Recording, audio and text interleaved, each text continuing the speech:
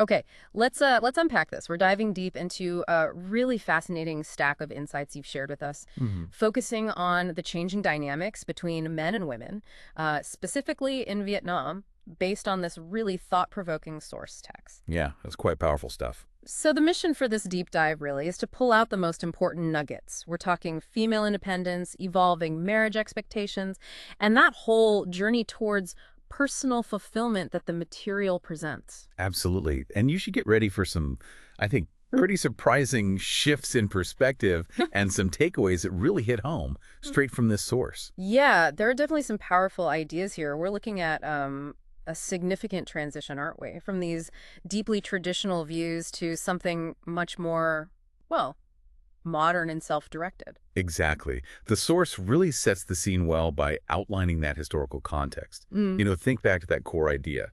For women, their whole fate felt tied to who they married. Ro- Their roles were just so starkly defined. Expected to be, well, uneducated, no independent income, no job, really, just focused on having children, and crucially, expected to be completely subservient. And that historical picture, it's captured so vividly with that anecdote in the source, the one about Mrs. Fung. Oh, yeah, the grapes. It's almost poignant, isn't it? A neighbor, buys some grapes. It costs 5 hao, like a tiny amount. Tiny. Yeah, but she feels she has to return them because her husband, Mr. Fun, hadn't explicitly approved this tiny expense. And what's really telling there is the husband's reaction, as the source describes it. Right. It wasn't about the 5 hao. It wasn't like he didn't have the money. No. The anger, the source says, it stemmed from the fact that she dared to make a decision, any decision, without his say-so. It just perfectly illustrates that old dynamic, absolute male authority. And the expected female. Yeah, subservience. But then, this is where the source really pivots, takes that surprising turn.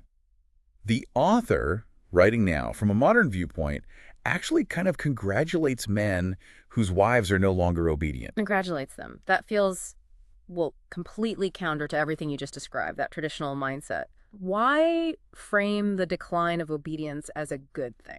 Well, the author sees this shift, this moving away from just automatic obedience, as a really significant opportunity. An opportunity. How so? According to the source, it signals women's growth, their rapid maturity, and, maybe just as importantly, the author thinks it's a powerful catalyst. It pushes men to improve themselves, too.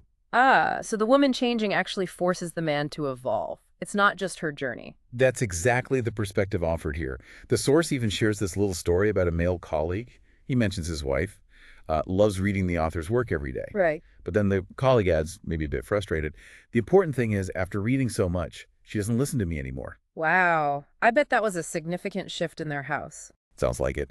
And the author's response to him was basically, congratulations, your chance to improve has arrived. Ah. So the text really hammers home that these changing dynamics, they're not just a female thing. They demand that men adapt and grow as well. That resistance, though, to a wife's independence, it makes you think about the huge sacrifices women must have made or felt they had to make just to fit in or keep the peace in those older systems. The source really digs into the cost of conforming, doesn't it? It really does, yeah. Through some quite affecting examples, there's that story of Sister Ngo. Right. She was, 31, a mother, and she genuinely loved fashion. She'd look at magazines, try things on with friends. The source mentions her trying on this beautiful apricot-colored dress, only to quietly put it back. And she really wanted curly hair, apparently consulted stylists several times, but just never went through with it. Was it about money? Could she not afford it? No, the source suggests she could have. When asked why she didn't buy the dress or get her hair done, her answer was simple. Buying things I liked would cause arguments. Wow. Her husband just didn't like those things. So rather than face the conflict, she made that silent compromise. Yeah. Dressed in muted colors, kept her hair long and straight, Yeah. just gave up that part of herself. That's such a powerful illustration. How profoundly the fear of, well, male disapproval could shape even small daily choices. It really highlights that pressure. Yeah. Suppressing your own desires for what you think is harmony. And there's another example the source uses from that movie Married Era. Oh, yeah. Lou Ruding's character. She moves to the countryside with her husband, gets sick in winter, really sick. But she's still expected to do everything, cooking, washing, serving everyone, while the men just relax. Oh, come on. And her husband's relatives apparently praise him for having such an obedient wife, and he proudly says, She wouldn't dare disobey. Wouldn't dare disobey. Just that phrase, it speaks volumes, doesn't it? Yeah. About that historical male pride in having a totally compliant wife. It perfectly captures that mindset. Mm. And the source explicitly links these stories to the bigger point. How many women made these silent compromises, and how men often saw an obedient wife as like a status symbol, a sign of control. Mm-hmm. And the author's comment on men who still want that today is pretty sharp. Says they have a serious illness, basically calling that thinking outdated and unhealthy now. Okay, so this is where it gets really interesting then. The source moves beyond just those external pressures. It tries to pinpoint the core reason for this internal shift in women. It talks about the seed called self, kaitoi cracking open and sprouting. Yes, this idea of a self-awakening is presented as this fundamental internal revolution. Right. It means a woman realizes she has to exist as herself, first and foremost, prioritizing her own individual identity before her role as a wife or a daughter or a mother or anything else. So building a sense of self that's independent of all those relationships and societal roles, is that it? Precisely. And the source details what helps cultivate this sprouting self. It's the knowledge from books she reads, the experiences from paths she's walked, her accumulated understanding, her vision, her position in the world. All these inputs. Yeah, these things help her reconstruct her understanding of who she is, what life means, her place in it all. And the practical result of that internal rebuilding, what does that look like? Well, she learns to value herself. And crucially, she learns to listen to her own inner voice. The source really emphasizes this. She stops treating someone else's words, especially maybe a husband's, as like sacred commands or unquestionable truth. She develops her own judgment. Exactly, her own perspective. And this leads right into a really insightful distinction the source makes. It contrasts these two different mindsets, or maybe paths women might take, the complainant wife and the queen. Yes, this is a core split in the text's argument. The complainant wife, the Oan Fo, she's defined by this victim mentality. Everything bad that happens is because of you. She blames everyone else, avoids taking responsibility, and in doing that, she kind of loses herself. Her life just becomes this cycle of constant complaining, regret, bitterness. Right. And the queen, the new home. The queen takes responsibility for her own life, her own choices. She faces challenges head-on, she owns her decisions, and she actively cultivates resilience. And this mindset, it fosters a more positive outlook, allows her to project confidence. And the source uses a really personal story from the author herself to illustrate this journey, right? How someone might fall into that complainant wife trap before finding the queen path. Yes, it's incredibly candid. The author shares that for about 2 years in her own marriage, especially after she became a mother, she felt completely consumed by that complainant wife mindset. Just sadness, dissatisfaction, it almost wrecked their marriage. What triggered that difficult time? What was the catalyst? A really critical event. Her son got sick, needed to be hospitalized, right around the 2012 New Year. She was working, her son was with her parents, and she had to rush to join them. Then, that night, her son got seriously ill. Oh, wow. That sounds incredibly stressful for any parent. It was. And she called her husband and in-laws, telling them, urging them to come from their city immediately the next morning. But they ended up having a disagreement over the phone about the treatment needed. Oh, no. And despite the urgency she felt, they didn't actually arrive until midday the next day, and apparently seemed quite relaxed about it all. Oh, you can just feel the tension building there, the emotional weight. Yeah. And the author just couldn't hold it in. She describes having this huge outburst right there in the hospital lobby, feeling like her whole world was just collapsing. And in that raw moment, she latched onto one idea: divorce. As soon as her son was okay, she wanted out. And the feeling that came after the outburst? Just cold, detached. As her family dealt with the doctor, she stood outside alone, watching her husband and in-laws calmly go off to eat somewhere. She felt totally disconnected. And right then, she called a close friend and asked for divorce papers. Now, the divorce didn't happen right away, but the source says this period marked her officially becoming the complainant wife. So how did that actually play out in her day-to-day interactions? The source details this period of intense Cold War. She started using work trips just to escape being home, coming and going unpredictably. Right, avoidance. Yeah. And when she was home, she'd actively pick fights, refuse apologies, and communicate only with really sharp words or just icy silence. The source gives some specific examples of that, right? Yeah, it does. Like if her husband tried to lighten the mood, she'd snap back, "What's so funny? Only heartless people like you can laugh." If he tried to change the subject or show he cared, she'd just shut him down. Save it for someone else. It didn't matter what he did, she found fault. She just felt miserable. It really paints a picture of being trapped in that cycle of resentment, just churning it over and over. Exactly. The source mentions her husband finally confronted her about her constant negativity. Yeah. And her response was just explosive. You dare talk to me like that? Don't you know why I'm like this? If you treated me well, would I be like this? What sacrifices have you made? What have you done? And the source notes she became consumed by this really deep sense of regret and resentment over those sacrifices. Yes, absolutely. Regret over leaving her city, her friends, her life for him, the sacrifices of having a child, giving up her independence for the family. She felt this intense hate, this resentment, and was constantly looking for ways to, get back at him, creating fights when she came home, only to leave again. Which just led to this distant, cold marriage, as the source puts it. Precisely. She'd go back to her old city and just vent all these grievances to her best friend. And one night, after she'd complained endlessly, her friend just looked at her very intently and asked, "Eileen, you gave up all that. Is it to live like this?" Wow. That simple question, that must have hit hard. It seems like it did. Her friend pointed out that, yeah, maybe her husband made mistakes, but she was the one still stuck on that issue, described it as a thorn or a knife she'd planted in her own heart. Ouch. Every time she remembered it, she was just stabbing herself again.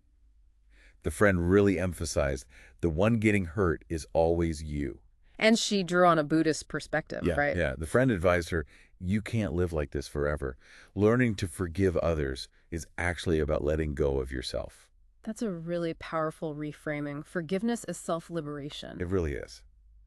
And the author realized she understood this intellectually, but she'd been choosing to indulge the resentment, constantly tormenting herself, living as that miserable, regretful, complainant wife. She uses this striking metaphor from her childhood in the source about being obsessed with cutting her fingernails so short they'd bleed. Oh, wow. And then recutting them before they could even heal. She likened it to her adult pattern of constantly reopening the wound of past hurts, just to justify her anger and her victimhood. So the core truth she finally grasped was that the source of her suffering, it wasn't just the external stuff, what others did. It was her own internal mindset, her choice to embrace being a victim. That realization is presented as the absolute critical turning point. The choice. Stay stuck or choose the path of the queen. And the source clearly differentiates the outcomes. The queen thrives, even through tough times like a rose in the desert. Right. While a complainant wife struggles and fails even when things are good, ends up with bad cards in hand.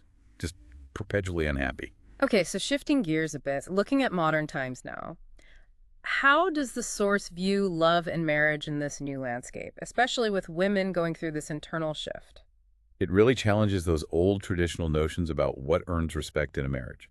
The source quotes director Ang Lee saying, just being a father or a husband doesn't automatically mean you get respect. It has to be earned every single day. Earned, not assumed. Exactly. And the author's colleague, the one whose wife stopped listening, he apparently had this painful illness, and only his wife cared for him. He realized then that she was the most reliable person in his life.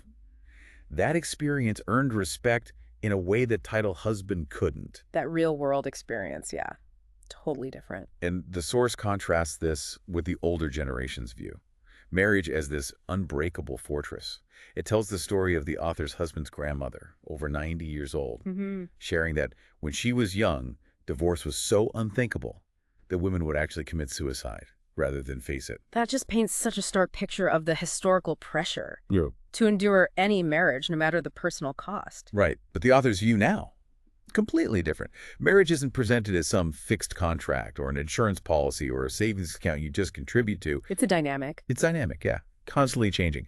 The source suggests trying to enforce commitment like it's some static contract is ultimately pointless. And it even uses examples from history and literature to show that love being unpredictable, that's not exactly a new thing. No, not at all. Mentions ancient poems about how hard it is to find true love, the story of Tui Wenjun, whose feelings changed, even Empress Wazation's complex relationships. The point is, you just can't predict or guarantee love, or that a partner's feelings will stay the same forever. Okay, so given that, this understanding of change, unpredictability, what attitude does the source recommend women adopt towards relationships today?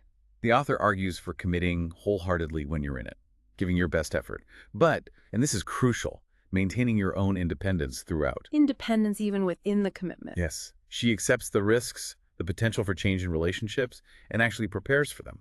The source mentions her getting her own insurance for illness, for retirement, and, critically, making sure she has her own money. It sounds like she's building her own safety net, acknowledging that just relying solely on a partner might not be, well, sustainable or wise. That's a huge part of it. Mm-hmm. And the core takeaway from the source on love and relationships is really powerful, I think. 'Cause Yeah. if loving someone helps you become a better person, then go all in, commit fully. Okay.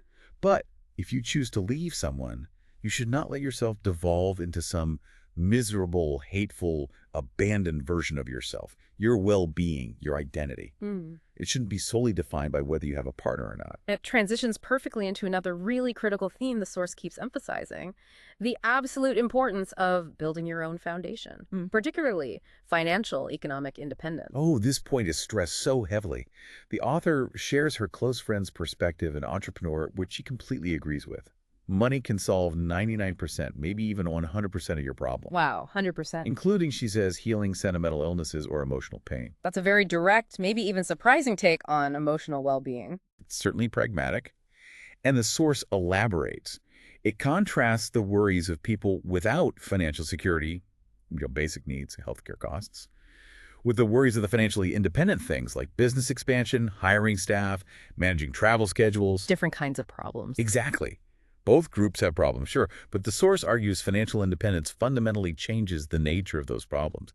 It uses that specific anecdote of her friend, who's now debating buying a second villa. Right. Versus years ago when she was worrying about affording housing near a good school or medicine for her elderly parents. Big difference.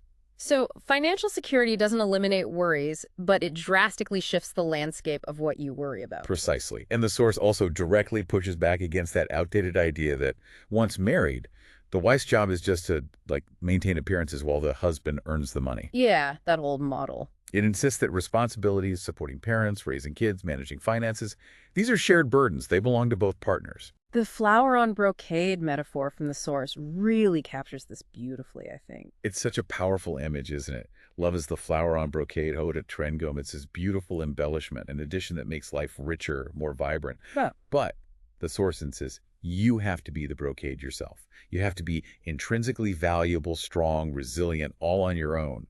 And this strength, this courage in your heart, it's built through your own efforts, your independence. And what does the source say is the biggest, most significant meaning of a woman earning her own money? What's the ultimate point? The source states it just unequivocally. Mm.